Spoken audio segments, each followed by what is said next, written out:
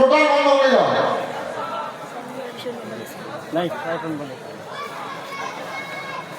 সমস্ত ছাত্র মৌলানা হাবিব মহজুল ছাত্রকে বসাও, সমস্ত ছাত্র বসুক, এই সমাবেশ অংশীদার তারা হোক।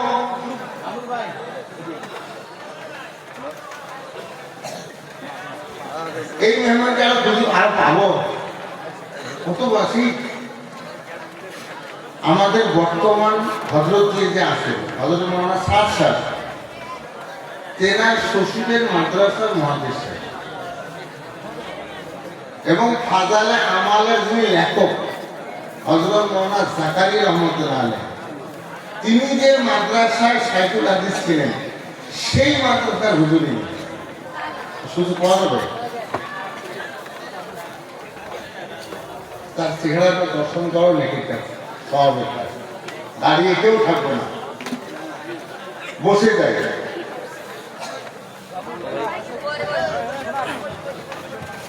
আসসালামু আলাইকুম ওয়া রাহমাতুল্লাহি ওয়া বারাকাতুহু।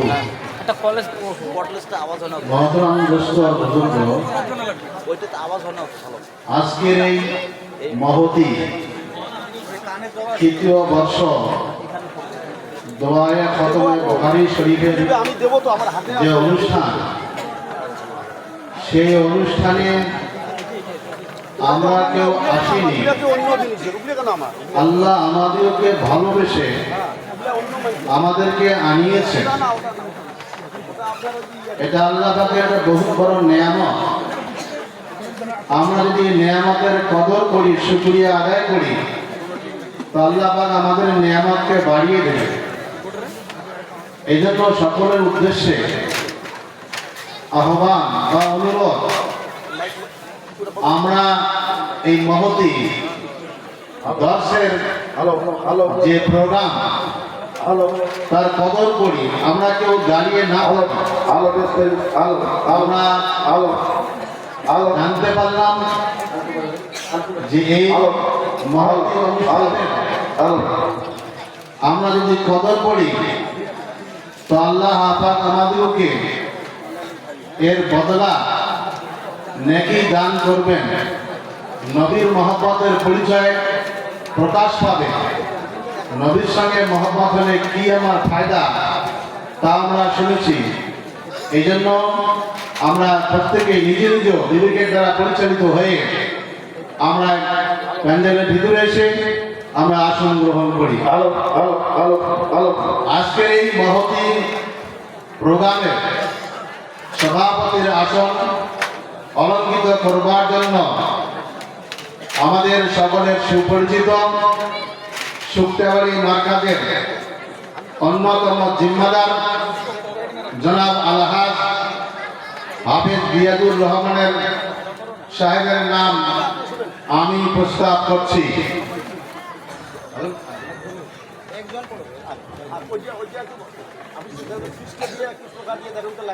এই মহাতি সভার সভাপতির জন্য যে ব্যক্তির নাম উচ্চারণ করা হলো আমরা সমর্থন করতেছি। আলহামদুলিল্লাহ, আমাদের এই সভার প্রধান কর্মসূচি সভাপতি মনোনয়ন, সেটা আলহামদুলিল্লাহ হয়ে গেল। আজকে যে মহান উদ্দেশ্যকে সামনে রেখে এই অনুষ্ঠানের আয়োজন, অর্থাৎ বুখারী শরীফের আখেরি সবক প্রদান করা, সেটা এখন ইনশাল্লাহ আমাদের সামনে সংগঠিত হবে। যিনি দর্শ দিবেন তার পরিচয় একটু আগে আমরা শুনলাম, তা আরো একটু অবগত হওয়ার জন্য বলছি। সুদূর উত্তর প্রদেশের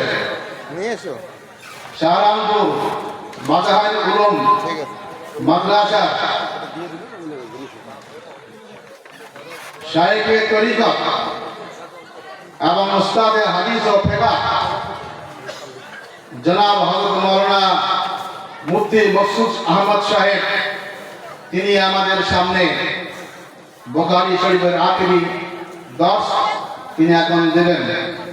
আমরা সকলেই আদবের সাথে আমরা এই প্রোগ্রামের শরীক হয়ে থাকবো ইনশাআল্লাহ।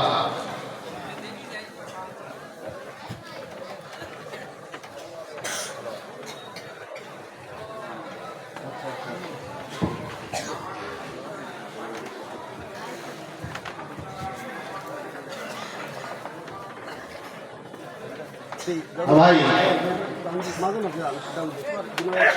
যিনি আমাদের আজকের এই অনুষ্ঠানের প্রধান অতিথি হিসাবে আমাদের মাঝে উপস্থিত হয়েছেন, তার পরিচয় সম্পর্কে জানতে পারলাম। তার আরো একটা পরিচয় দেই। আমাদের এই মাদ্রাসার যে মুহতামিম জনাব হযরত মাওলানা আব্দুল বারী মাযহাবী সাহেব, তিনি যে মাদ্রাসা থেকে অর্থাৎ উত্তরপ্রদেশের সাহারানপুর জেলা যে মাদ্রাসা, সেই মাদ্রাসায় উনি হচ্ছেন শায়েখে তরিকত এবং উস্তাদে হাদিস ও ফিকহ। যারা আরবি বিষয়ে সম্যক অভিজ্ঞতা আছে, তারা হয়তো এই লাইনটার অর্থ বুঝতে সক্ষম হয়েছেন। শায়েখে তরিকত এবং উস্তাদে হাদিস ও ফিকহ, এনার যে ডেজিগনেশনটা বলা হলো সেটা একটু আমরা অনুধাবন করি। শায়েখে তরিকত অর্থাৎ তরিকতের উনি হচ্ছেন শায়েখ। আমরা বিভিন্ন শায়েখের হাতে মুরিদ হই, উনি তরিকতের শায়েখ। এবং উস্তাদে হাদিস ও ফিকহ, ফিকহ একটা শাস্ত্র। আমাদের শরীয়তে ইসলামে যে শাস্ত্রগুলি রয়েছে তার মধ্যে ফিকহ একটা শাস্ত্র। সেই শাস্ত্রের এবং হাদিস গ্রন্থের তিনি হচ্ছেন উস্তাদ। সেদিক থেকে আমরা তার সম্পর্কে নিশ্চয়ই আমরা অনুধাবন করতে পারলাম যে তিনি কি মাপের একজন যোগ্যতা সম্পন্ন উলামায়ে দ্বীন। আল্লাহ পাক তাকে আমাদের মাঝে আসার তৌফিক দিয়েছেন। এটা আমাদের গৌরবের বিষয় এবং সুখের বিষয়। তাই আমাদের প্রত্যেকের উচিত হবে যে এই মজমায় আমরা আদবের সাথে আমরা এখানে অবস্থান করব। বারবার অনুরোধ করার পরেও আমরা এখনো অনেকে আমরা দাঁড়িয়ে আছি, যেটা আদবের খেলা। কাজে আবারও আবেদন করা হচ্ছে যে আমরা দেখতে পাচ্ছি যে মাদ্রাসার দক্ষিণ পাশের ঘরের বারান্দার দিকে অনেক সাথী দাঁড়িয়ে আছেন।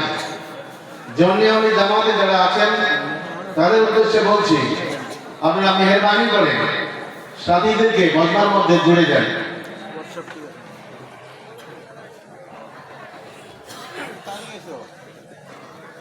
নিশ্চয়ই আপনারা গৌরবান্বিত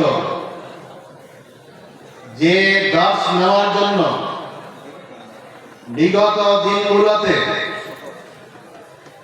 আমাদের উত্তরবঙ্গ থেকে যারা এমএ দিনের শিক্ষার্থী তাদেরকে পাড়ি জমাতে হতো উত্তরপ্রদেশ, দিল্লি, গুজরাট, বিভিন্ন প্রদেশে তাদেরকে মরনা ডিগ্রি অর্জন করার জন্য যেতে হতো, যেটা নিঃসন্দেহে কষ্টসাধ্য এবং ব্যয়বহুল। আপনাদের সকলের আন্তরিক দোয়া এবং আমাদের যারা মাদ্রাসার প্রতিষ্ঠাতা যারা আজ বেশিরভাগ আমাদের মাঝে নেই, তারা প্রয়াত হয়েছেন। আমরা দেখেছি যে তাদের অন্তরের মধ্যে কিরকম একটা পিপাসা ছিল যে এই মাদ্রাসায় দাওরা হাদিসের ক্লাস করতে হবে।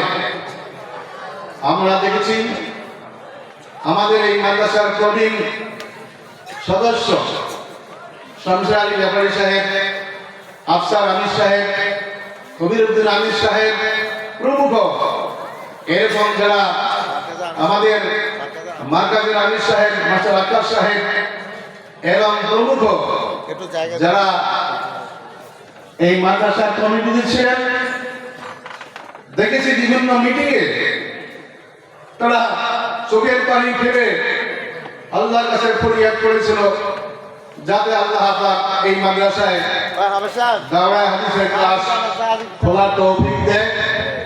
আল্লাহ তাদের অন্তরের তামান্নাকে, তাদের চোখের পানিকে আল্লাহ পাক কবুল করেছেন। তাই তো আজকে উত্তরবঙ্গের মধ্যে আপনাদের প্রাণপ্রিয় মাদ্রাসাকে আল্লাহ পাক কবুল করে এখানে আজ থেকে 3 বছর আগে এই দাওরা হাদিসের ক্লাস খোলার আল্লাহ পাক তৌফিক দিয়েছেন।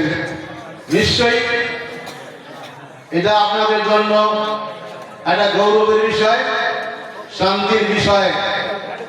তাই আপনাদের কাছে আমরা আশাবাদী যে এই মাদ্রাসাকে আপনারা অন্তর দিয়ে ভালোবাসবেন, মহব্বত করবেন এবং কি করে এই মাদ্রাসা আগামী দিনে আরো উন্নতির পথে এগিয়ে যায় এবং ইসলামের জন্য অতন্ত্র প্রহরী হয়ে তারা ইসলামকে রক্ষার জন্য তারা প্রহরীর ভূমিকা পালন করেন। এই দোয়া আপনাদের কাছে আশা রাখছি। আশা করি আপনারা বিগত দিনের মতো আগামী দিনেও মাদ্রাসার বিভিন্ন ডাকে আপনারা লাভবাই বলে মাদ্রাসার পাশে আপনারা দাঁড়াবেন এবং মাদ্রাসার জরুরতকে মেটাবার জন্য, মাদ্রাসার টাকা জায়গায় পুরো করবার জন্য আপনারা সার্বিকভাবে আপনাদের সহযোগীদের হাতকে প্রসারিত করবেন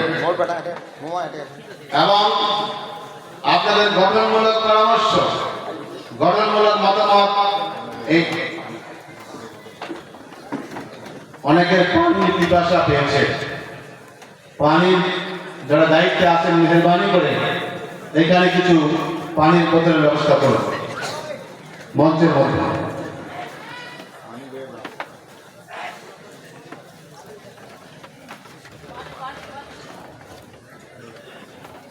আলহামদুলিল্লাহ, আমাদের মুআজ্জিজ মেহমান আমাদের মাঝে উপস্থিত হলেন। আমরা আগে জানতে পেরেছি তার পরিচয়। ইনশাআল্লাহ এখনই সেই সবক উনি প্রদান করবেন। আমরা আদরের সাথে এটাকে পর্যবেক্ষণ করব। আল্লাহ পাক আমাদের সকলকে আদরের সাথে এই দর্শে উপস্থিত থাকার আল্লাহ পাক তৌফিক ইনায়াত করুন।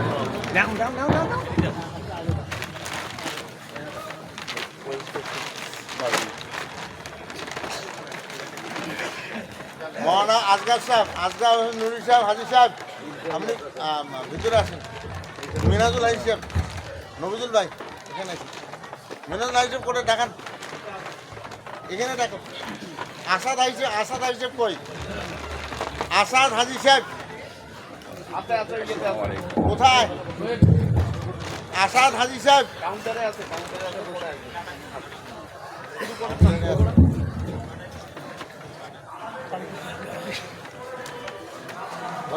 পানি দিয়ে।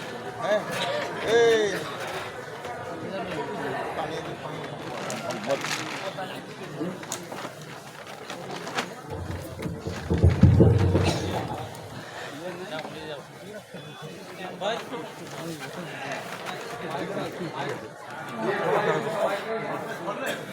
কটা দিন আগে একটা তো এখানে ছিল, একটা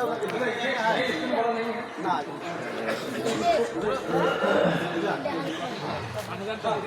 ওকে তো টানবে আর সবার নাই ওটাই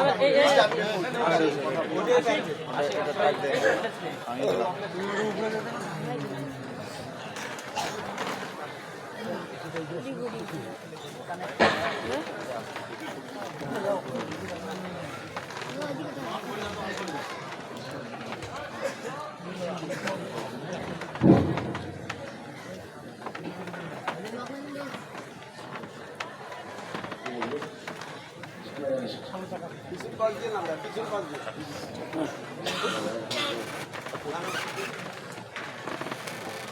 এটা অসুবিধা হবে নাকি?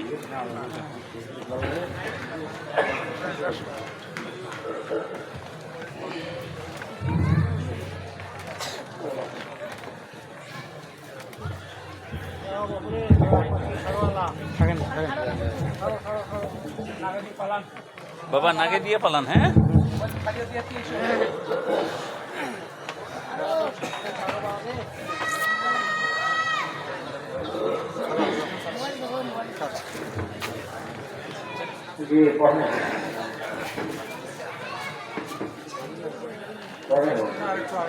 بسم الله الرحمن الرحيم الحمد لله رب العالمين والصلاة والسلام على سيد الأنبياء والمرسلين وعلى آله وأصحابه أجمعين أما بعد فإن أصدق الحديث كتاب الله وأحسن الهدي هدي محمد صلى الله عليه وسلم وخير الأمور عوازلها وشر الأمور محدثاتها وكل محدثة بدعة وكل بدعة ضلالة وكل ضلالة في النار.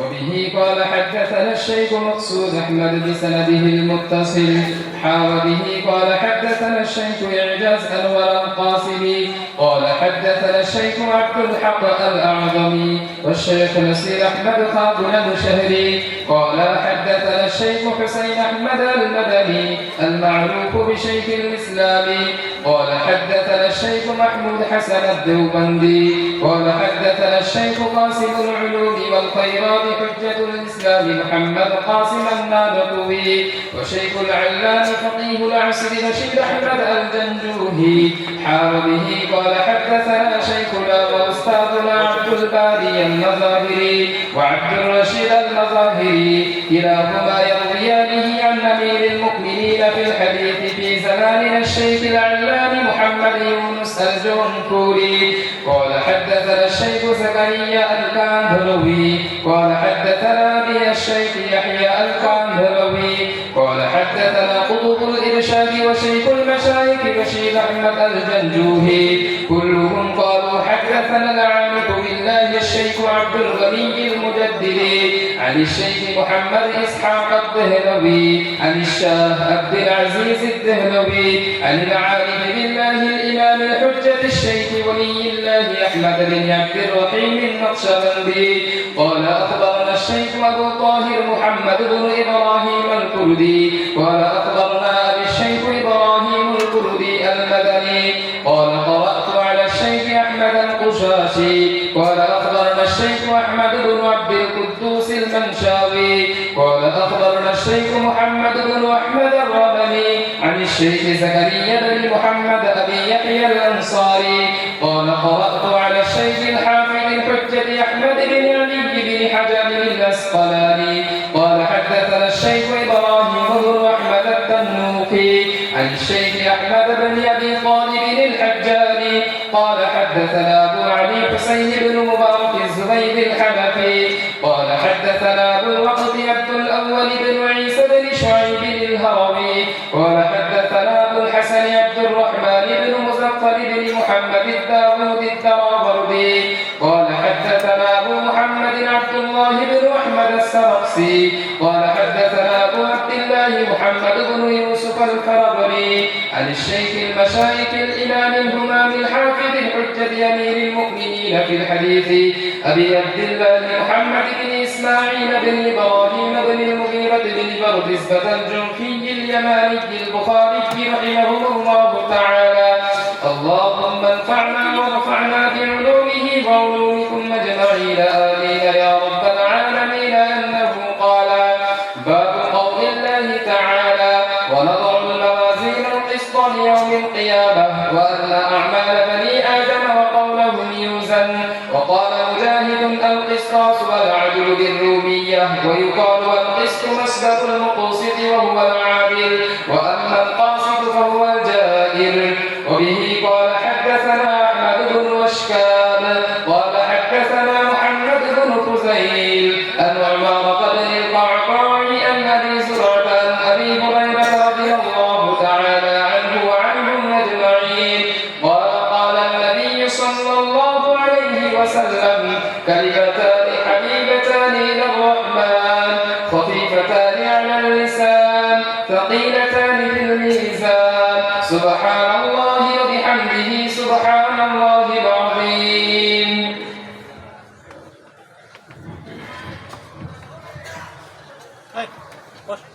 الحمد لله وكفى وسلام على عباده الذين اصطفى أما بعد. بخاری شریف کی جلد اول کا نصف حصہ نئے حضرت مولانا شریف الحسن صاحب شیخ الحدیث دارالعلوم دیوبند سے پڑھا ہے. نصف حصہ جلد اول کا آدھا حصہ حضرت مولانا شریف الحسن صاحب دارالعلوم دیوبند کے شیخ الحدیث سے ان سے پڑھی. حضرت کا انتقال ہو گیا تو اس کے بعد بخاری شریف کے جلد اول حضرت قاری محمد طیب صاحب رضی اللہ عنہ مستمل دارالعلوم دیوبند کے بعد چلی گئی. کچھ حصہ انہوں نے پڑھایا.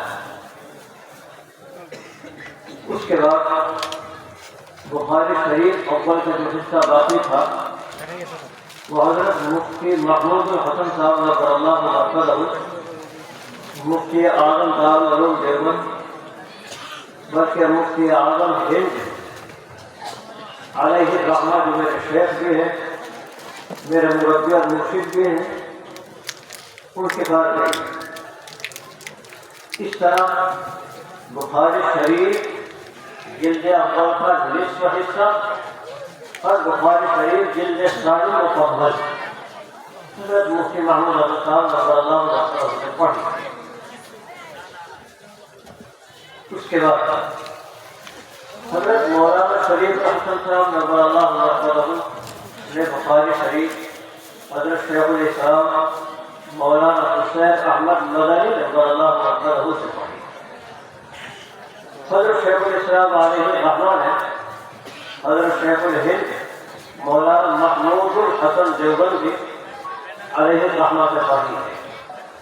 یہ آپ کے سنانوں کا سب سے آیا بھی ہے. حضرت شیخ الہند علیہ الرحمہ نے بخاری شریف حضرت قاسم العلوم والخیرات حضرت مولانا محمد قاسم نانوتوی بانی دارالعلوم دیوبند سے پڑھی ہے.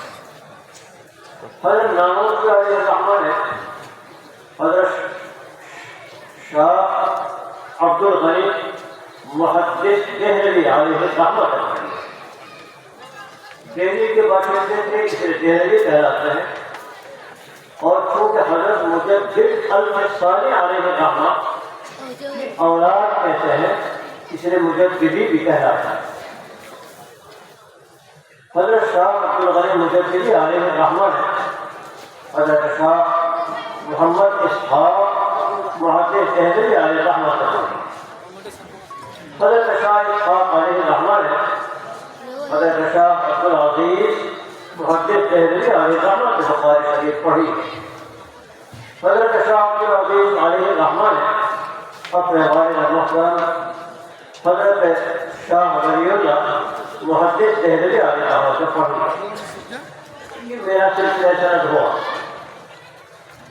اور حضرت قاری طیب صاحب رضی اللہ عنہ کا سلسلہ ایسا ہے کہ انہوں نے بخاری شریف حضرت علامہ احمد شاہ کشمیری علیہ الرحمہ علامہ احمد شاہ کشمیری علیہ الرحمہ نے بخاری شریف حضرت شیخ الہند مولانا محمود الحسن دیوبندی علیہ الرحمہ سے پڑھی. اس کے بعد میں وہی سلسلہ ہے مولانا حضرت مولانا قاسم صاحب نانوتوی سے انہوں نے شاہ عبد الغنی مجددی علیہ الرحمہ سے انہوں نے شاہ محمد اسحاق صاحب سے انہوں نے شاہ عبد العزیز شاہ سند حضرت مفتی محمود احمد صاحب رضی اللہ عنہ کی ہے، جن سے میں نے بخاری شریف کا اکثر حصہ پڑھا ہے۔ حضرت نے بخاری شریف حضرت شیخ الاسلام مولانا حسین احمد مدنی علیہ رحمۃ اللہ، حضرت مدنی علیہ رحمۃ، حضرت شیخ الہند مولانا محمود الحسن علیہ رحمۃ اللہ۔ آگے وہی سلسلہ ہے، اس طرح سے میری 3 سندیں ہو جاتی ہیں، ایک حضرت مولانا شریف الحسن صاحب کے واسطے سے، ایک حضرت قاری علی صاحب نواللہ مطرح کے واسطے سے، اور ایک حضرت مفتی محمود احمد صاحب نواللہ مطرح کے واسطے سے۔ یہ 3 سندیں ہو۔ موجودہ زمانے میں حدیث کی سند کا حضرت شاہ ولی اللہ محدث دہلوی علیہ رحمۃ تک پہنچا دینا کافی اور ضروری ہے، کافی بھی ہے۔ اس کے بعد سند چھپی ہوئی ہے اور ضروری بھی ہے۔ کیوں ضروری ہے؟ ذرا اس کو بھی سمجھنا۔ دراصل ہوتا یہ ہے کہ اس وقت جو موجودہ زمانہ چل رہا ہے ہمارا، اس زمانے میں ہر آدمی محدث، ہر آدمی فقیہ، ہر آدمی مفتی بنا ہوا بیٹھا ہے۔ ہم نے دیکھا کیرم کراتے ہیں اور ان سے مختلف طرح کے فتاویٰ، مختلف طرح کے حدیثیں، مختلف طرح کے فقہی مسائل بیان کرتے رہتے ہیں، ایک عجیب تحقیقات قائم کرتے رہتے ہیں۔ عوام کے سامنے وہی سب چیزیں آتی ہیں، ان کو دیکھتے ہیں، اسی سے متاثر ہوتے ہیں، اس کے قطعاً تحقیق نہیں کرتے کہ یہ کہنے کا بیان کرنے والا جو مفسر بنا بیٹھا ہے، محدث بنا بیٹھا ہے، یا فقیہ مفتی بنا ہوا بیٹھا ہے، اس کے بعد کچھ سند بھی ہے کہ نہیں؟ اس کا علم مستند بھی ہے یا نہیں؟ حضرت رسول اکرم صلی اللہ علیہ وسلم تک پہنچتا ہے نہیں پہنچتا، کوئی اس کی تحقیق نہیں کرتا، حتیٰ کہ یہ تک پتہ نہیں چلتا کہ مسلم بھی ہے یا غیر مسلم۔ آج غیر مسلم بھی یہ کام کرتا ہے، مسلمان ہیں عوام اسی پر اعتماد کر کے بیٹھ جاتے ہیں، علماء سے بحث و مباحثہ کرتے ہیں، لوگوں کو تشکیل پر مبتلا کرتے ہیں۔ اس لیے ضرورت ہو اس بات کی کہ ہم اپنے علم کی سند کریں، یعنی اپنے علم کو رسول اکرم صلی اللہ علیہ وسلم تک مستند کرتے ہیں، ثابت کرتے ہیں کہ ہم جو کچھ کہہ رہے ہیں، چاہے وہ حدیث کے لائن سے کہہ رہے ہوں، چاہے فقہ کے لائن سے کہہ رہے ہوں، چاہے تفسیر کے لائن سے کہہ رہے ہوں، ہم اپنی دماغ کی ایجاد بیان نہیں کرتے، ہمارے دماغ نے اس کی ایجاد نہیں کی۔ ہمارا علم مستند ہے حضرت رسول اکرم صلی اللہ علیہ وسلم، اور رسول اکرم صلی اللہ علیہ وسلم اپنی طرف سے کچھ نہیں کہتے۔ وما ينطق عن الهوى ان هو الا وحی یوحى، وہ اللہ تبارک و تعالیٰ کی طرف سے کہتے ہیں، اور یہ جو بیٹھ کر کے چینل پر بیان کرتے ہیں، ان کا علم مستند نہیں ہو، ان کی اپنے دماغ کی ایجاد ہوتی ہے، دل کی پیداوار ہوتی ہے۔ جب دل کی پیداوار کری، دماغ کی پیداوار کری، تو دل دماغ کو اللہ نے ہمیں بھی دیا، عقل کو اللہ نے ہمیں بھی دی ہے، تو پھر ان کی پابندی، ان کی اتباع ہم پر کیوں ضرورت ہو؟ اگر وہ ایک بات اپنے دماغ سے کہتے ہیں، ہم اپنے دماغ کو کی تردید کر سکتے ہیں۔ ہاں البتہ حضرت رسول اکرم صلی اللہ علیہ وسلم سے واسطے سے جو بات ہم تک پہنچی ہوگی، اس کا انکار تو کر نہیں سکتے، اس کے خط گنجائش نہیں، وہ تو اللہ تک پہنچتا، اس لیے کہ نبی اپنے سب سے کچھ نہیں کہتے۔ قرآن پاک میں ثابت ہے وما ينطق عن الهوى ان هو الا وحی یوحى، آپ جو کچھ بھی کہتے ہیں وہی تو کہتے ہیں۔ اس لیے ضرورت ہوتی ہے اس بات کی کہ ہم اپنے علم کو مسترد کرتے ہیں کہ میں نے فلاں سے پڑھا، انہوں نے فلاں سے حدیث حاصل کی، انہوں نے فلاں سے حدیث حاصل کی، انہوں نے فلاں سے حدیث حاصل کی ہے، اور ہوتے ہوتے رسول اکرم صلی اللہ علیہ وسلم تک پہنچا۔ ابھی آپ نے سند پڑھی ہے الحمدللہ، امام بخاری علیہ رحمۃ تک پہنچا۔ امام بخاری نے اپنے اوپر کی سند خود کتاب نہیں کی، تو رسول اکرم صلی اللہ علیہ وسلم تک مستند علم ہوئی۔ اسے میں نے بتایا کہ موجودہ زمانے میں سند کا اگر گشا ہونے زیادہ پہنچا دینا ضروری بھی ہے اور کافی بھی ہے، اس لیے تو اس کے اوپر کی سندیں چھپی ہوئی، آگے ضرورت نہیں ہے، لیکن بہرحال مستند کر دینا ضروری ہے۔ بلا سند کے کوئی حدیث معتبر نہیں ہوتی۔ الغرض حضرت امام بخاری علیہ الرحمہ کا مقام کتنا اونچا ہے، ان کے حالات کیا ہیں، ان کا تعارف کیسے کیا جائے، اس کے بیان کی ضرورت نہیں۔ وہ آپ نے شروع سال اپنے اساتذہ کرام کو خوب سنا، سمجھا اور محفوظ کیا، اس لیے مجھے اس کی ضرورت نہیں لوٹانے۔ ہاں البتہ مختصر ایک بات عرض کرتا ہوں، پوری تفسیر کا خلاصہ بیان کرتا ہوں، اور وہ یہ ہے کہ حضرت امام بخاری علیہ الرحمہ کی یہ کتاب پوری امت نے اصح الکتب بعد کتاب اللہ تعالی ہونے کو قبول کیا۔ امت نے اس کو قبول کیا کہ دنیا میں قرآن پاک کے بعد اگر کوئی کتاب ہے قابل اعتماد، سب سے زیادہ قابل اعتماد وہ بخاری شریف۔ اصح الکتب ہونا اس کا پوری امت نے تسلیم کیا، قبول، کسی کو بولتے ہیں تلقی بالقبول، سب اس کو قبول کیا، امت نے قبول کیا، تمام محدثین اس کو بولتے ہیں تلقی بالقبول۔ تو یہ کتاب بخاری اصح الکتب بعد کتاب اللہ بھی ہے، اور اس کو تلقی بالقبول بھی حاصل ہے، اور الحمدللہ الحمدللہ پوری امت اس کتاب کی اہمیت، عظمت کو بھی تسلیم کرتی ہے۔ یہ پورا خلاصہ ہے اس کا۔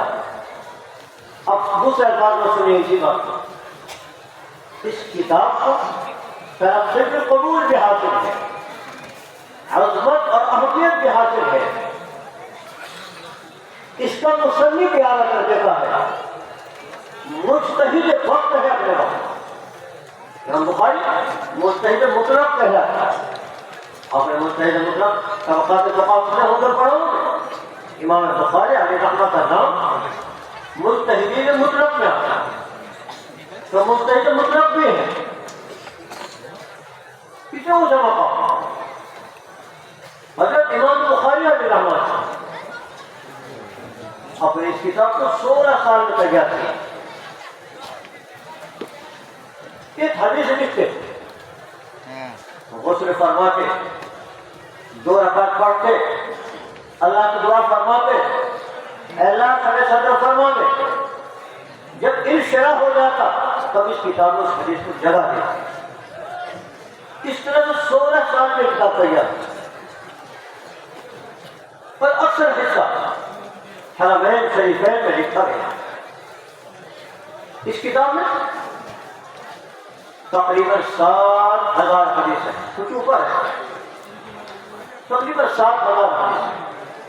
ہر حدیث کو لکھنے کے لیے 2 رکعت کا نفل پڑھنی ہے، تو پوری کتاب لکھنے کے لیے کتنے نفلیں پڑھے ہوں گے؟ حساب لگائیں، 14,000 نفلیں پڑھی ہیں، تب یہ کتاب وجود میں آئی۔ اور پڑھنے والے کو وہ جیسا نہیں، کوئی عام انسان نہیں، وہ امام بخاری علیہ الرحمہ جو رئیس المحدثین مجتہد مطلق ہے، اتنے بڑے انہوں نے 14,000 کے بعد اس کتاب کی تصنیف کیا، جمع کیا، کتنی برکتیں آ گئی ہوں گی، اس کا انداز خود ہی لگا دیا۔ اس کتاب میں کتنی برکتیں آ گئی ہوں گی، اتنا بڑا آدمی، اتنا زیادہ اہتمام، اتنی زیادہ نفرت، اور اکثر حصہ حرمین شریفین میں کتنی مبارک یہ کتاب بن گئی، کتنا اخلاص ان کے اندر ہوگا۔ آج اسی کا نتیجہ ہے، اسی کا نتیجہ ہے کہ 1200 سال گزر چکے ہیں، مگر اس کتاب کی عظمت، اہمیت امت کے دلوں میں دھاک جمع رہتی ہے، سب اس کے سامنے جھک جاتے ہیں، سارے محققین جھک جاتے ہیں۔ یہ اس کتاب کا مقام اسی وجہ سے امت کا اس پر تعامل رہا، بلکہ دوسرے الفاظ میں کہہ لوں کہ اجماع بھی رہا کہ حدیث پاک بخاری شریف کے ختم پر دعائیں قبول ہوتی، بخاری سے ختم پر دعائیں قبول ہوتی۔ اس کا عام نہیں کر، علماء نے اس کا تجربہ کیا،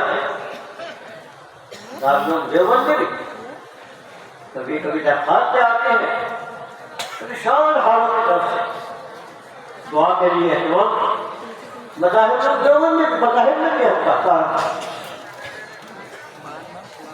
اور پھر ان کے باقاعدہ اس بخاری شریف کے ختم کا اہتمام کرایا جاتا ہے اور پھر دعائیں کی جاتی ہیں، اور الحمدللہ الحمدللہ علماء نے اس کا تجربہ کیا ہے کہ دعا قبول ہوئی۔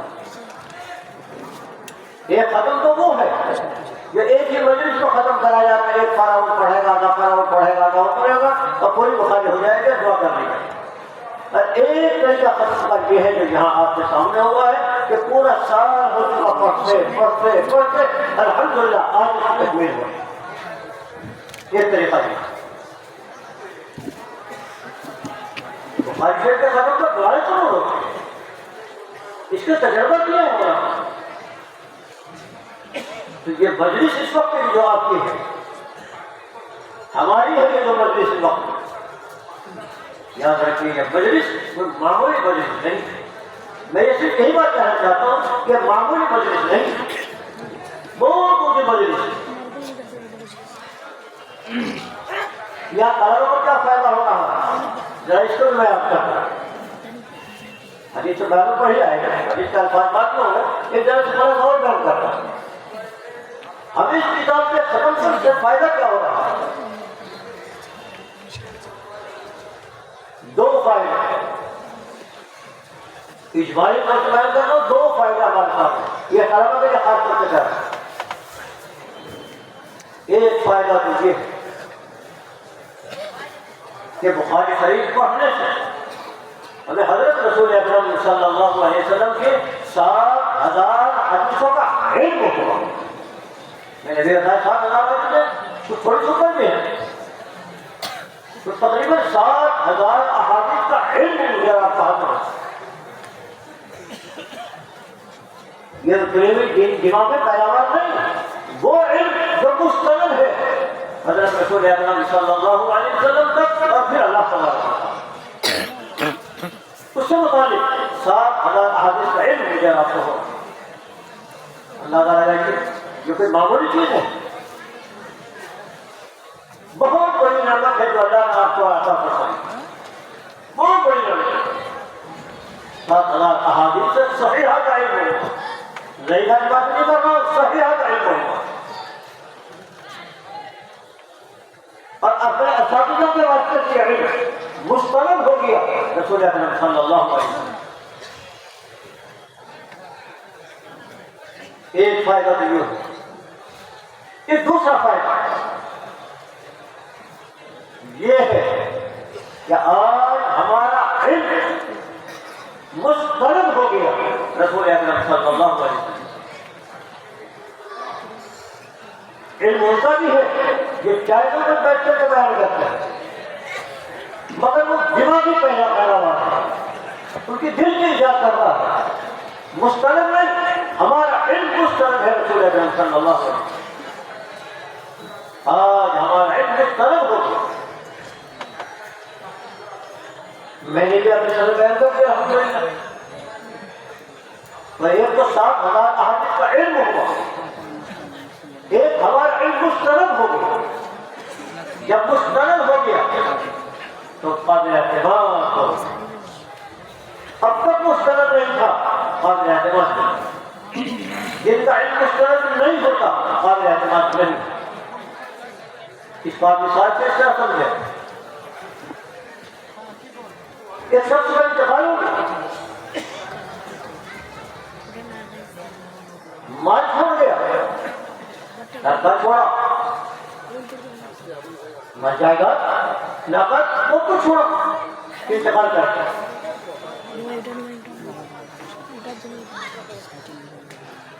اس کا مالی وارث کون بنے گا؟ مال چھوڑ کر کے گیا ہے, اس مال کا وارث کون بنے گا؟ اس کا بیٹا بنے گا. اگر بیٹا موجود ہوگا تو بیٹا بنے گا, مگر یہ بھی تو بنے گا جب کہ اپنا بیٹا ہونا ثابت نہیں کرتے. اگر اس کا بیٹا ہونا ثابت نہ ہو کیا وراثت دی جائے گا؟ کیا اس کا مال اس کو دے دیا جائے گا؟ یہ مالی وراثت ہے. مالی وراثت میں نسب کا ثابت کرنا شرط پر ضروری ہے. جب تک بیٹا ہونا ثابت نہیں کرے گا, جب تک وہ وارث نہیں کرے. یہ مالی وراثت ہے. تو مالی وراثت میں نسب کا ثابت کرنا شرط پر ضروری ہے. اگر نسب ثابت نہیں, مالی وارث نہیں کرے. معلوم کر دیا جائے, جاؤ سوچ رہو تم بیٹے ہو مرنے والے, اگر ثابت نہیں مرو. تو مالی وارث بننے کے لیے نسب ثبوت ضروری ہے. تو پھر حضرات علماء,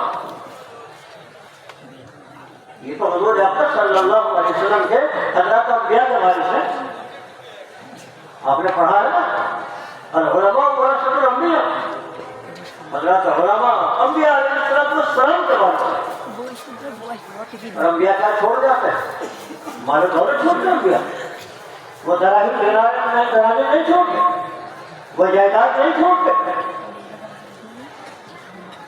وہ علم چھوڑتے. یہ حضرات علماء حضرات انبیاء علیہ السلام کے وارث ہیں. یہ علم وراثت ہے. تو جب مالی وراثت میں نسب کا ثابت کرنا شرط ہے, جب تک نسب ثابت نہیں مالی وراثت نہیں دی جا سکتی. تو پھر یہ علم وراثت جو اس سے کہیں بڑھتا ہے. اور اصل تو یہی ہے, مال تو آنے جانا ہے, آج آیا کر گیا, اس کی کیا حیثیت ہے؟ آج ہم نے چھاپا لگا دیا ختم, آج چوری چوری کر کے گئے ختم. یہ ہے علم. علم نہ حکومت کا چھاپے کو ختم کر سکتا ہے, نہ چور ڈاکو کو ملا سکتا ہے. یہ تو رہے گا. اس کو جتنا خرچ کرو گے اس کو حساب ہوگا, وہاں جتنا خرچ کرو گے کمی آئے گی. یہ ہے علم. اب بتائیے وراثت یہ ہے یا وہ وراثت ہے؟ ارے وہ آئی تھی اس کی کیا اہمیت؟ یہ ہے حقیقت میں وراثت. اسے بولتے ہیں علمی وراثت. تو جب مالی وراثت جس کی کوئی خاص اہمیت بھی نہیں ہے اس کے لیے نسب کا ثبوت ضروری ہے, تو پھر علمی وراثت کے لیے سند کا ثابت کرنا کیوں ضروری نہیں ہے؟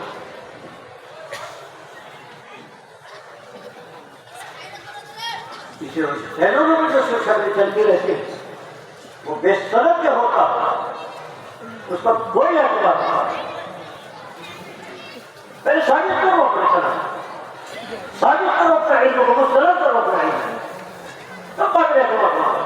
ورنہ جیسے چھوٹ اس سے کیا ہوگا؟ اگر تمہیں دانا عقل کی تو ہمیں بھی دانا عقل کی, ہم اس کی تردید کر سکتے ہیں, ہم اس کو رد کر سکتے ہیں. ہاں اگر اللہ نے نبی صلی اللہ علیہ وسلم پہنچا دو پھر کوئی تکلیف نہیں. جیسے مالی وراثت کے لیے نسب کا ثبوت ضروری ہے, اس لیے علمی وراثت کے لیے سند کا ثبوت ضروری ہے. اس لیے میں نے بتایا کہ 2 فائدے ہوں گے ہمیں. ایک 7,000 احادیث کا علم ہوگا, ہماری جہالت ختم ہوگی. ایک دوسرا فائدہ یہ ہوا کہ آج ہمارا علم مستند ہو گیا, رسول اکرم صلی اللہ علیہ وسلم نے سب لہذا اب قابل اعتماد قابل اعتبار. اس لیے آپ اگر کسی مدرسے میں پڑھائیں گے تب بھی آپ قابل اعتماد ہوں گے. اگر کسی بات و نصیحت کی مجلس میں بیٹھ کر بات و نصیحت کریں گے, کوئی حدیث بیان فرمائیں گے, حدیث کی شرح فرمائیں گے تو وہ بھی قابل اعتماد ہوں. اس لیے کہ آپ کا علم کریں, یہ فائدہ ہوگا. اسے لغت کی مدد سے, محاورات کی مدد سے یا اپنے دل کی اور دماغ کی محنت اور تعلق سے کسی چیز کو ثابت کر دینا, فتوا دے دینا یا حدیث کی شرح کر دینا, یہ غیر معمول. آج ایک عام سلسلہ چل رہا ہے, مجھے یہ کہنا پڑا, ہم اپنے علم کو مسترد کرنا, ہمیں اعتماد کرنا, اور اللہ نے الحمدللہ ہمارے علم کا قابل اعتماد کرنا.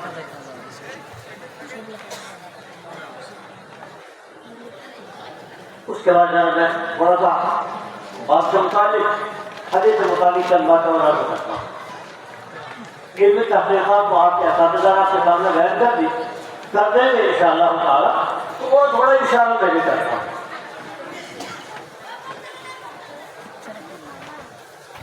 یہ باب ہے باب قول اللہ تعالیٰ ونظر الموازین القسط لیوم القیامہ. یہ بخاری شریف کا سب سے آخری باب, سب سے آخری کتاب کتاب التوحید آئی. اس کتاب التوحید کا سب سے آخری بات یہ ہے.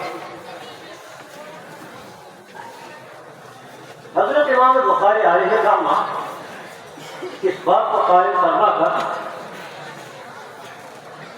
دراصل اپنے زمانے میں بعض فرقہ باطلہ کی تردید کرنا چاہتے ہیں. اپنے زمانے کے بعض فرقہ باطلہ کی تردید کرنا چاہتے ہیں. حضرت امام بخاری علیہ الرحمہ کے زمانے میں مختلف فرقے تھے, فرقہ جہمیہ, فرقہ کرامیہ, جاریہ, ایک فرقہ معتزلہ تھا. امام بخاری علیہ الرحمہ کے زمانے میں فرقہ معتزلہ کا زور بہت زیادہ تھا. کبھی خلق قرآن کا مسئلہ اٹھا دیا, کبھی صفات باری کا مسئلہ اٹھا دیا, کبھی غسل اعمال کا مسئلہ اٹھا دیا, اور امت میں انکشاف پیدا ہے. خلق قرآن کا مسئلہ کتنا اہم, حضرت امام احمد بن حنبل علیہ الرحمہ وہ اسی مسئلے کی صلاحیت کی, اس میں ذرا چھیڑتے ہوئے ہمارا بات نہیں ہو جائے. اور غلط فرقہ معتزلہ میں زور, فرقہ معتزلہ کی بہت سی خرافات, انہیں خرافات میں سے ایک یہ بھی تھی کہ بندہ جو عمل کرتا ہے, بندہ جو زبان سے بولتا ہے, اس کا وزن قیامت کے دن نہیں ہے. اب ہمارے بنی آدم, حرکات بنی آدم, ان کا قیامت کے دن وزن نہیں کیا جائے. پھر وہ آیات قرآنیہ اور وہ احادیث نبویہ جن میں اعمال کا وزن کرنے کا ذکر ہوا ہے,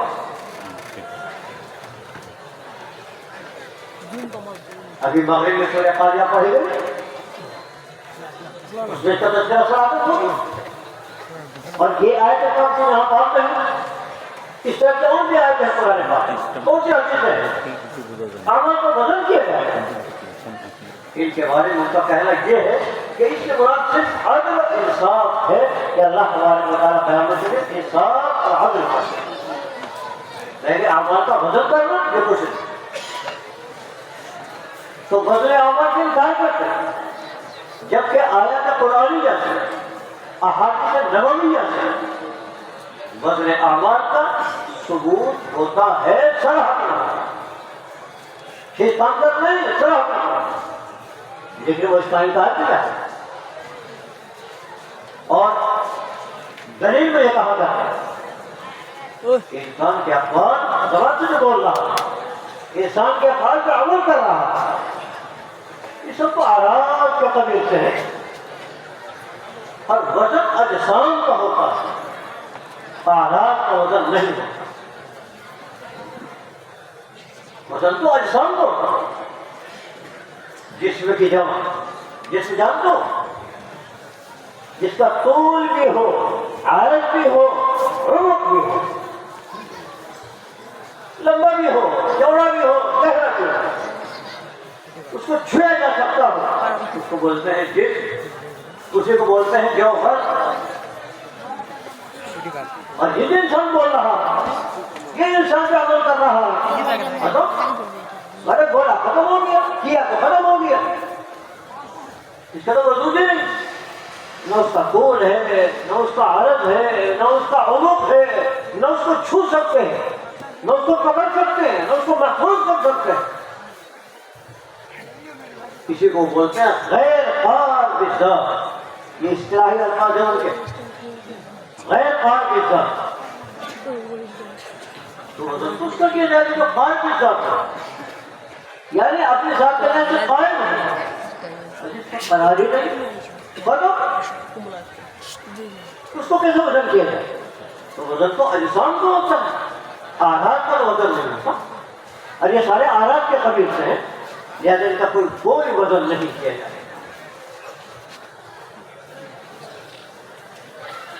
جب عقل ماری جاتی ہے تو پھر یہی ہوتا ہے. عقل جب ماری جاتی ہے تو پھر یہی ہوتا ہے. انسان اپنے عقل ہی سے فیصلہ کرتا ہے، قرآن و حدیث کو پیچھے ڈالتے ہیں. جبکہ اصل قرآن اور اصل حدیث কেমন বুড়ি ان کی پیداوار تو بہت ہوتی ہے. এটা উঠবে তো ایک حکیم صاحب تھے نا، بال صاحب وقت میں بیمار ہو گیا، اس کا بیٹا بیمار ہو گیا، بڑا علاج معالجہ کر لیا گیا، کوئی فائدہ نہیں ہو رہا، کوئی فائدہ نہیں. کسی نے بتایا بھائی فلاں اللہ والے پڑے ہوئے ہیں کہیں نہ، ان کو بلا لو، جھاڑ پھوڑ کرا لو، ہو سکتا ہے اس کے پاس فائدہ ہوگا. بلا لیا گیا، آگے حکیم صاحب بھی موجود تھے، شاہی حکیم. بادشاہوں کے تو شاہی حکیم ہوتا ہے، اور بھی شاہی ڈاکٹر ہوتے ہیں. شاہی حکیم بھی موجود ہے، وہ علاج کر رہا ہے. ادھر وہ ولی اللہ بھی آ گئے، ایک نیک بندو وہ بھی آ گیا. انہوں نے آ کر پڑھ کر دم کرنا شروع کیا. کچھ قرآن پاک کی آیات پڑھ کر، تو دعائیں پڑھ کر دم کرنا شروع کیا. اور وہ جو شاہی حکیم ہے وہ بگڑے، یہ من چھو یہ کیا کر رہے ہیں؟ یہ تو غیر قار بھی ذات ہے، یہ تو غیر قار بھی ذات ہے. ارے بولا ختم ہو گیا، بولا ختم ہو گیا، بولا ختم ہو گیا. اندر کیسے اثر کرے؟ اس کے پیٹ کے اندر تھوڑا ہو چکا ہے، اس کا آپریشن کرنا ضروری ہے. یہ من چھو سے کیا ہوگا؟ غیر قار بھی ذات ہے. بولا ختم ہو گیا، بولا ختم ہو گیا، آگے تو وجود تو ہی نہیں. مگر وہ بزرگ اپنا کام کرتے ہیں. ادھر سمجھیں، جب زیادہ ان کا اصرار ہوا شاہی حکیم کا، پھر بولے او کتے کیا کہہ رہا؟ کتا تو جانتے ہوں گے ہم لوگ. وہ کہتے کیا کہہ رہا؟ چار الفاظ ایسے بولے. شاہی حکیم اور بادشاہ موجود، اس کے سامنے وہ کہتے کیا کہہ رہا؟ وہ کتے کیا کہہ رہا؟ اب شاہی حکیم بادشاہ کا سامنا، شان جلال آتا، غصہ منہ سے جھاگ نکلنے لگے. مگر ولی اللہ کہتے رہے، خوب سنا دو چار الفاظ کا. جب بات بڑھ گئی، خوب جوش آ گیا، جھاگ منہ سے نکلنے لگے، چہرہ سرخ ہو گیا، سب کپاہٹ تاری ہو گیا حکیم صاحب پر. حکیم صاحب کیا بات ہے؟ اب احترام شروع کر. حکیم صاحب کیا بات ہے؟ یہ چہرہ کیوں سرخ ہو گیا؟ یہ جھاگ کیسے آ گئی منہ پر؟ یہ کپکپی کیسی ہے؟ اب حکیم صاحب کہتے ہیں آپ نے مجھے گالی کی، آپ نے مجھے گدھا کہا ہے، آپ نے مجھے کتا کہا ہے، سب کے سامنے کہا ہے، تو پھر یہ نہیں ہوگا تو کیا ہوگا؟ حکیم صاحب میں نے جو کچھ بولا غیر قرار گزرا، میں نے بولا ختم ہو گیا، میں نے بولا ختم ہو گیا، آپ اس سے کیا آسان؟ جو کچھ میں نے بولا ختم ہو گیا، تو غیر قرار کے ساتھ ہے، اس کا کوئی وجود نہیں، تو ختم ہو گیا، پھر آپ کہا پرواہ نہیں، آپ نے جو کہا آپ نے جو کہا۔ اب کہتے ہیں حکیم صاحب سنیے، جب میرے یہ الفاظ کٹھار کتا کہنا آپ کے اندر یہ اثر کر سکتا ہے، جوش دلا سکتا ہے، کب کبھی تاری کر سکتا ہے، منہ سے جھاگ بھی کروا سکتا ہے، تو اگر میں اللہ کا کلام پڑھ کر اس مریض پر دم کر دوں تو کیا اس کا اثر نہیں ہوگا؟ میں نے کٹھار کتا کہا ہے، وہ تو کوئی مبارک الفاظ بھی ہے، وہ تو گندے الفاظ ہے، جب ان کا اثر ہو سکتا ہے تو پھر اگر میں قرآن حدیث پڑھ کر کے آپ کو اس پر دم کر دوں کیا اس پر فائدہ نہیں ہوگا؟ تو ایسے کو ایسے سمجھانا پڑتا، ایسے کو ایسے سمجھانا پڑتا، غیر خار کس طرح تو لے لیا، ایسے دماغ خراب ہوتا ہے۔ بس یہی حال بھائی معتزلہ کا، انہوں نے کہا کہ انسان جو کچھ بڑھتا ہے، جو کچھ بولتا ہے، جو کچھ کرتا ہے، کوئی وزن نہیں ہوگا، اس لیے یہ رہتے ہی ختم ہو گئے۔ حضرت امام بخاری علیہ رحمۃ انہیں کی تردید کے لیے یہ باب قائم کیا، اور باب قائم کر کے قرآن پاک کی ایک آیت میں نقل فرمائی جو ترجمۃ الباب میں ہے، اور ایک حدیث نقل فرمائی جو بالکل آخر میں پڑھی گئی۔ تو قرآن پاک سے بھی حدیث پاک سے بھی ثابت کر دیا کہ اعمال کا وزن کیا جائے، اقوال کا وزن کیا جائے، انسان جو کچھ کرتا ہے یہ بیکار نہیں جائے گا، سب کا وزن کیا جائے، اس لیے بات قائم ہے، اس لیے حدیث نقل فرمائی۔ ایک آیت نقل کی ہے، آیت بہت سے قرآن پاک ہے، مگر امام بخاری علیہ رحمۃ نے ایک آیت نقل فرمائی، ترجمۃ الباب میں ہے، اور ایک حدیث نقل فرمائی، دونوں سے ثابت کر دیا۔ اور یاد رکھو قرآن حدیث یہی اصل چیز ہے، دلائل عقلیہ تو بعد میں چیز ہے، اصل دلیل نقلی اس سے ثابت کیا۔ اصل معتزلہ کی تردید کرنا مجھ جنہوں نے یہ کہہ دیا تھا کہ اعمال کا کوئی وزن نہیں کیا جائے گا، وہ تو ختم ہو گیا۔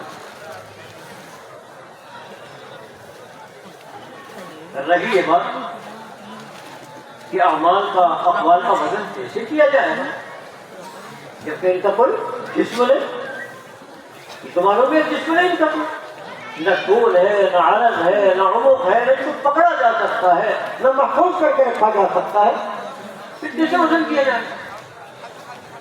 جواب حضرت عبداللہ بن عباس رضی اللہ تعالیٰ عنہ نے فرمایا کہ ان اعراض کے اقوال کو عمل کرو، قیامت کے دن مجسد کر دیا جائے، مجسم بنا دیا جائے، جسم بنا دیا جائے۔ یہ عالم دنیا ہے جس میں ہم خراب ہیں، اس عالم دنیا میں یہ اقوال یہ افعال اعراض کے قبیل، ایک عالم مثال ہے جس کو عالم برزخ بولتے ہیں، ایک عالم آخرت ہے جہاں حساب و کتاب ہوگا، فیصلے ہوں۔ تین عالم، یہ اقوال یہ افعال اس عالم دنیا میں آراز ہے، مگر عالم مثال میں یہ آراز نہیں، اجسام بن گئے۔ حضرت عبداللہ بن دینار علیہ الرحمہ بزرگ گزرے، پہلے شرابی کبابی تھے، خوب کھانا پینا ہوتا، ناچا گانا ہوتا۔ ایک مرتبہ خواب میں ایک اژدہا پیچھے لگے، سانپ، بولتے ہیں بڑے والے سانپ پیچھے لگے، یہ بھاگ رہے ہیں تاکہ اس سے بچے، جتنا یہ بھاگتے ہیں اتنے اژدہا کے تیز بھاگتا، डर रहे क्या खाएगा, अब शिकार कर ले। उसी इतना में भाग के आखिर एक बूढ़े से मुलाकात हो गई। सामने से एक बूढ़ा आ गया, बूढ़े के हाथ में लाठी है, डंडा है हाथ में। वो बूढ़ा कहता है भाई मैं तो खुद बूढ़ा हूँ, कमजोर हो, मैं तुम्हारी मदद नहीं करता, ये अल्लाह पीछे लगा हुआ है, मैं तो खुद बूढ़ा हूँ, अगरचे डंडा मेरे हाथ में है लेकिन मैं आपकी मदद नहीं। ऐसा करो, ये सामने पहाड़ है, इसमें लोगों की अमानतें मौजूद है, वहाँ चले जाओ, देख लो शायद तुम्हारी कोई अमानत हो। ये उस पहाड़ की तरफ चले, पहाड़ से एक छोटी सी बच्ची निकली, ये हाथ की बात कर रहा हूँ, छोटी सी बच्ची निकल करके आई। वो बच्ची कौन थी? किसी अब्दुल्ला या दिनार की बेटी थी, बचपन में इंतकाल कर गया। बता दो बचपन में बच्ची मर जाता है, एक छोटी सी बच्ची है, उसने अब्बा जान को पहचान लिया और कहा अब्बा जान, अब्बा जान, लिपट गई, अब्बा को लिपट गई, पहचान लिया। और फिर उस बच्ची ने कहा अब्बा जान जानते हो ये अल्लाह क्या है? ये आपके बुरे अमाल, वो जो शराब और कबाब और नाचगाना आप करते हैं, ये वही बुरे अमाल है जो आज अल्लाह की शक्ल में मुजस्सम बन गया। और इस बूढ़े को जानता हूँ, ये आपका नेक अमल इतना कमजोर है, आपके बुरे अमल इतने मजबूत अल्लाह बनाओ, और आपके अच्छे अमल ये है बुढ़ापे के शक्ल में, ये आपका तावन नहीं करता, कुछ से बचा नहीं सकते जहन्नम। बस ये ख्वाब देख रहा था तो बेदार हो गई, तंबीह हुई, उसके बाद फिर तौबा की और फिर वलीउल्लाह बन गई, फिर अब्दुल्लाह इब्न दीनार। आज उनको रहमतुल्लाह अलैह कहा जाता है। फिर यहाँ आ गए, मुझे ये बताना था, इस आपको सुना था, इंसान जो अमल करता है बुरे अच्छे, ये आलम बरज़ख में जाता है, आलम मिसाल में जाता है, ये मुजस्सम बन जाता है। इसलिए हज़रत अब्दुल्लाह इब्न अब्बास रज़ियल्लाहु ताला अन्हु ने फरमाया, इंसान की अक़वाल, इंसान के अमाल ये क़यामत के दिन मुजस्सम बन जाए, जिस्म अल्लाह पाक इनको अता फरमाएंगे, और जब मुजस्सम बन जाएंगे तो इनका तोड़ना, इनका वज़न करना मुमकिन होगा। आरत तो यकीन तोड़ा जाता, लेकिन मुजस्सम बन जाएंगे, इसे तोड़ दिया, वज़न किया जाए। और भाई ये जवाब देने की जरूरत पहले थी, अब तो इसकी जरूरत ही नहीं, इसलिए कि मौजूदा ज़माना तरक्की कर चुका, अब तो आराम का वज़न कर लिया जाता है, अब तो आराम का वज़न कर लिया जाता है। आप मोबाइल में पढ़ देखेंगे, अखबारों में देखेंगे, आज टेम्परेचर इतना है, हरारत इतनी, उसको वज़न कर लिया है, आज सर्दी इतनी, उसको वज़न कर लिया है, आज बुखार इतना है, उसको वज़न कर लिया है, ब्लड प्रेशर इतना है, उसको वज़न कर लिया है, शुगर इतना है, उसको वज़न कर लिया है। ये सारे आराम के कबीर में असर को वज़न हो रहा, इसे आप कोई मुश्किल नहीं समझना, मगर मोहम्मद का दिमाग खराब था, इस वजह से उन्होंने कहा कि आराम है, आराम का वज़न हुआ नहीं करता, लिहाजा आमाल का वज़न नहीं किया। मगर जब अल्लाह के नबी ने फरमा दिया और खुद अल्लाह तबारक व तआला ने फरमा दिया, तो फिर कोई शक व शुबा नहीं, आमाल का वज़न किया जाए। और फिर आमाल जैसे होंगे उसी के मुताबिक फैसला किया जाए। अमाल अच्छे होंगे, कलमे झुकेगा, जन्नत का फैसला होगा। अमाल बुरे होंगे, नेकी का पल्ला उड़ जाएगा, जहन्नम का फैसला। अल्लाह की इबादत करो, वज़न तो किया जाए, ये कुरान हदीस का भी। मैं खुलासा बयान कर रहा हूँ, अगर मैं एक एक चीज बयान करना चाहूँ बहुत लंबी बात होगी। तो पहले तर्जुमे के बाद में कुरान पाक की आयत ला, देखिए पढ़िए, बाबु क़ौलिल्लाहि व नज़रुल मवाज़ीन अल-क़िस्त लियौमिल क़ियामह फला तुज़लमु नफ़्सुन शैअन वादा टुकड़ा है कुरान पाक में।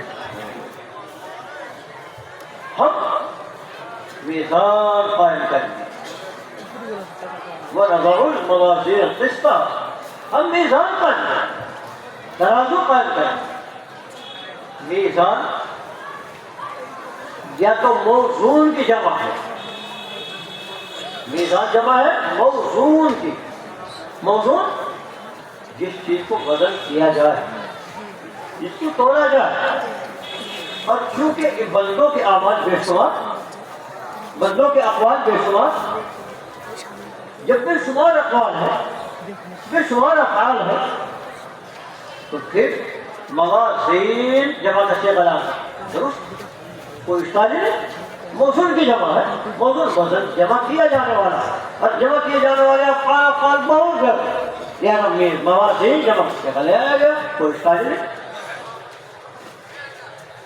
दूसरा इस्तेमाल ये है कि मवाज़ीन जमा है मीज़ान। मीज़ान के माना है तराजू, तोलने का आला, तोलने का जरिया, उसे बोलते हैं मीज़ान। अब यहाँ इसका पड़ेगा कि क़यामत में भी मीज़ान बहुत सारी होगी, तराजू या एक होगी, जिसमें बंदों के अमाल को तोला जाएगा, वज़न किया जाएगा, वो एक होगी बेशुमार होगी। फ़खरुद्दीन राज़ी अलैहि रहमत ने तफसीर कबीर में तो ये फरमा दिया कि मीज़ान बहुत सारी होगी, तराजू एक नहीं बहुत सारी होगी, क्योंकि बंदे बहुत, उनके अक़वाल अफ़आल बहुत बेशुमार।